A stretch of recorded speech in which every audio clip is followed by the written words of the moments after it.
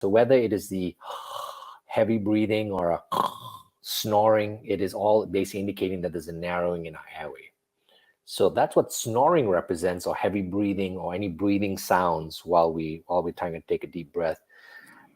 Think of sleep apnea as the worst form, not necessarily the loudest form, but the worst form of snoring, where your airway is not only narrowed, but can also sometimes come to a near complete close. What this does to you is that instead of allowing you to get into this good, deep dream sleep and waking up all bright-eyed and bushy-tailed, you kind of sometimes feel like your sleep may be broken up.